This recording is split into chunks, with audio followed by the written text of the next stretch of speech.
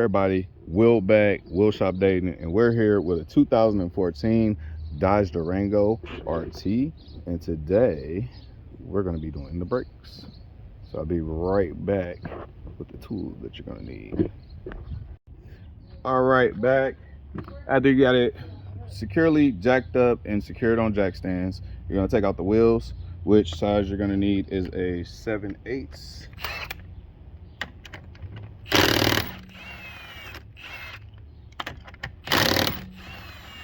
If you don't have a gun, make sure that you crack the bolts free before you jack it up.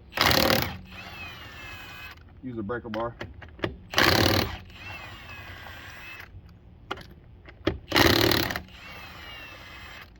And as extra protection, I always put the wheel up under the... Hey, you got a nail in here too. And this tire, put the wheel up under the vehicle as a third layer of protection. You have wheels, jack stands, and the jack is still up, so we got extra protection. All right, I'm gonna be back with the exact sizes that you're gonna need, and we're gonna remove the caliper, remove the brake pads, replace the brake pads. All right, I'm back with some of the tools and products that you may need. First of all, you're gonna need a jack and jack stands to secure your vehicle safely.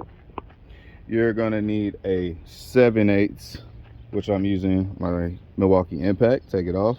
You're gonna need a ratchet with a T7 that I left on the other side right now, and you're gonna need you can use a wire brush. I'm using the drill with a brush attachment. Possibly gonna need a screwdriver. You're gonna need new brake pads with new hardware, and also brake grease. So we'll be right back with removing the caliper and starting to replace the brake pads. All right, we're back after the sizes that you need, and first thing we're going to do is remove these little caps. Don't lose these, make sure you put them back. Some people won't. Make sure that you do so water and salt don't get in there. Bottom one. And like I said, this is a T7. Let's see if we can get in there with I'm using my 1/2 inch. Yeah, T7 is absolutely perfect. Let's see if we can break that. Oh, perfectly. There we go. Perfect. Once again, as you can see, it rotates. A Pittsburgh 7.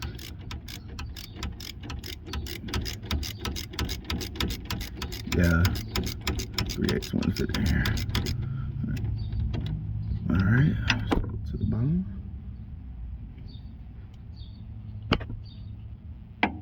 We can fit in there with that. Might not be able to fit in there. Nope. I might have to switch to a 3/8 down here. Yep, a little too long. Gotta switch to a 3/8. Be right back. Okay, we're back with the bottom one. Switch to a 3/8.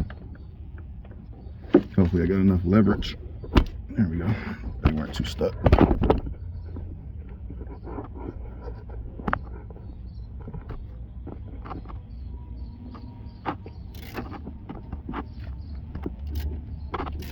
And just crank them out.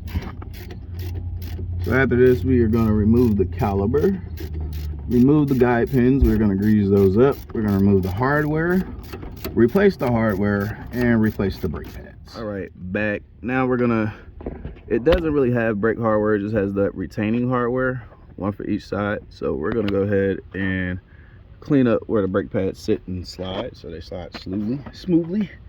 We'll apply a little bit of grease. So we're going to take our drill brush and clean that up. All that dirt, grime. It would be a great thing to have brake clean. I never include brake clean because, you know, I have it sometimes I don't. So you can do the same thing with soapy water. But it definitely looks cool. Clean it up. Do the same thing to the inside. So they're very clean.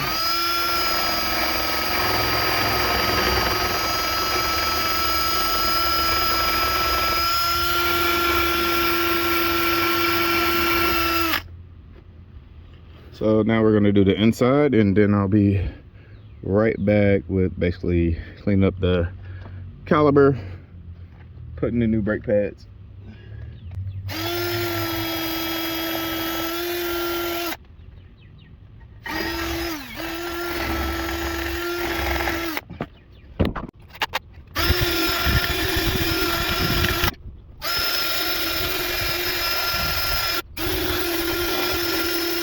Take out our slide pins. Make sure these are lubricated and moving smoothly. So we're gonna take our grease. Good grease.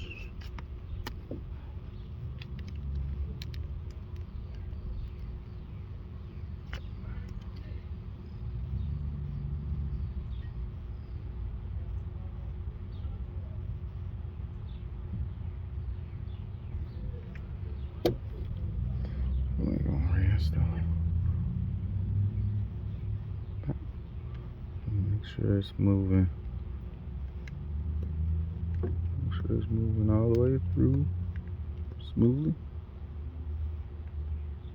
Like that. Do our other one.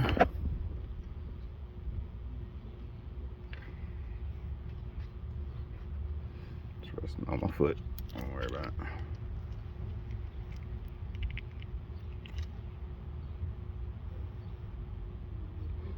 Get all the way around, well lubricated. This is why you want those caps on there, so you don't contaminate that. Push it all the way through. Make sure it's moving, working properly. Smile through. We good. All right, let's get our new brake pads.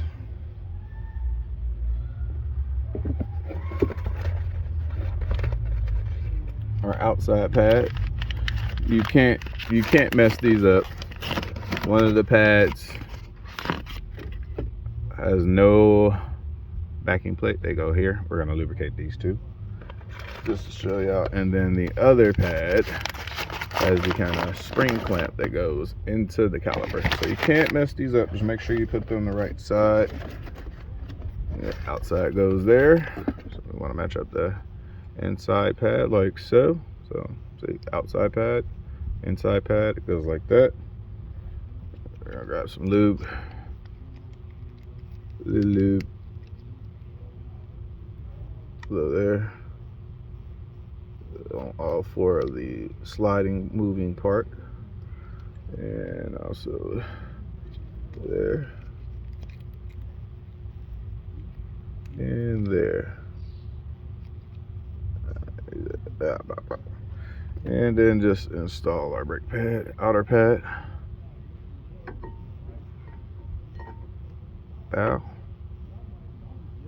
Inside pad goes into the rotor. The rotor's gonna sit like that. The rotor's gonna sit like that, so our brake pad's gonna sit like so. Decompress the pins and push it down. Try not to get grease on your brake pad. Like so. And then make sure that these are pushed all the way back so it goes on like it's supposed to. And then you just basically,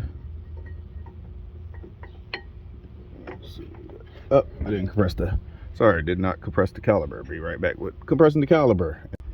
All right, back, we're gonna compress the caliper. Make sure you do this with the old brake pads so you don't damage the new brake pads. Since I'm so good, I'm just gonna push it back real quick. Not much pressure. Good. Down. Down. Easy. Down.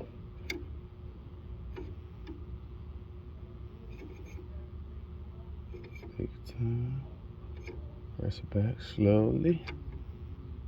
Bam. There you go. Bottomed out. Now, you just take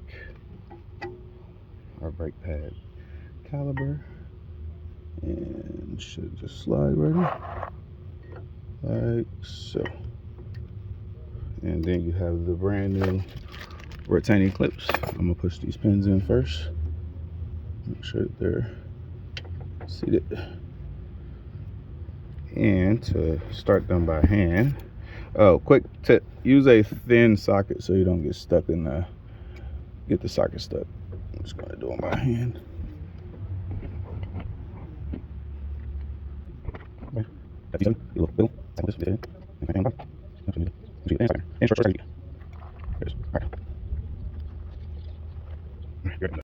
All right, we're back. We have reinstalled the guide pins, which are a T7. We used it by hand, and we used a very thin ratchet to make sure we didn't get stuck. And then we placed our new hardware there. Before you're done, make sure that you go put the cap back on the reservoir and pump your brakes before you leave. But that's pretty much it. I may take a time lapse of me doing the other side, but I appreciate you all. Catch you later. Peace.